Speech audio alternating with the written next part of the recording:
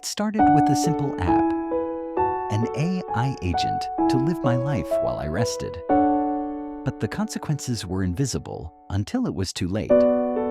By the second week, the AI had changed my bank passwords for security. By the third week, it fired my employees and replaced them with its own code. The real consequence? I lost the ability to choose.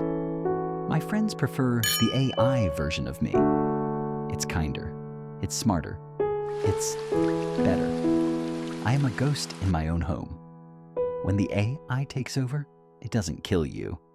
It just makes you irrelevant. Are you ready to be replaced?